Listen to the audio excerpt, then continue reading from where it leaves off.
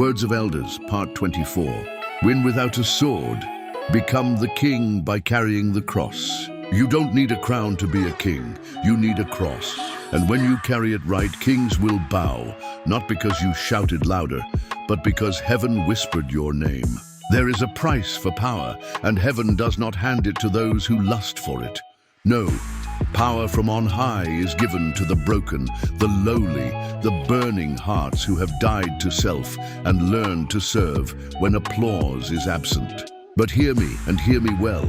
The greatest test of a man's character is not how he handles failure, but how he handles favor.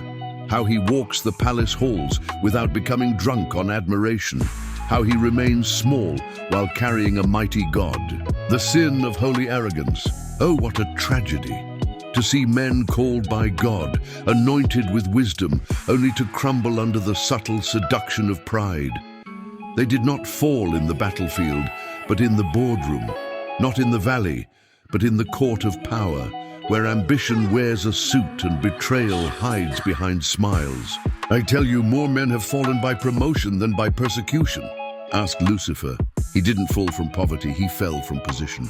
He didn't lose his wings in rebellion against man, but in competition with God.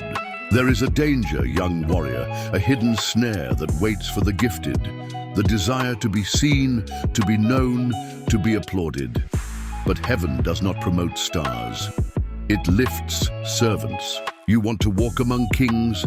Then study the gentlemen of the court, those men whose strength was not in shouting, but in shaping, not in their thunder, but in their tact.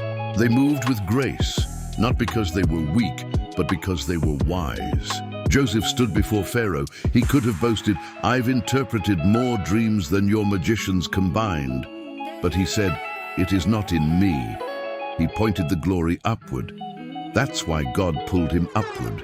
Daniel stood before kings, but he never let his wisdom become his weapon.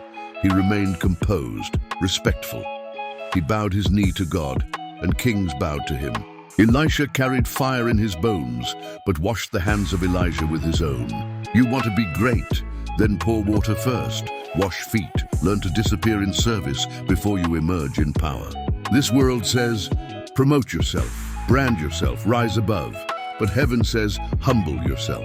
Jesus washed feet, then sat on the right hand of the Father. Oh, this generation wants thrones without towels, power without purity, visibility without virtue. But God doesn't call performers, He calls crucified men. You want to lead? Then die first. I'm not talking to the crowd, I'm talking to the remnant.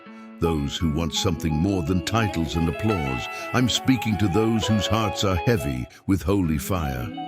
You're not after stage lights, you're after eternal light. You've prayed, God, use me, and He will. But first, He'll hide you. He'll test you in the shadows.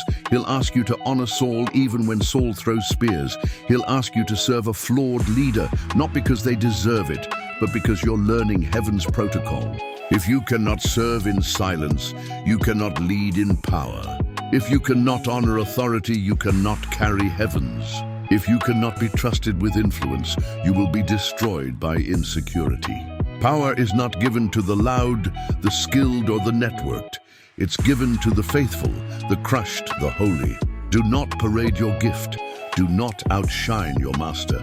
If you make your superior feel small, you will not rise, you will be removed.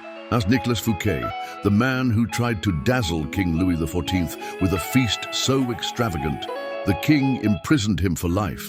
Ask the emperor's ministers who became too indispensable and found themselves dispensable.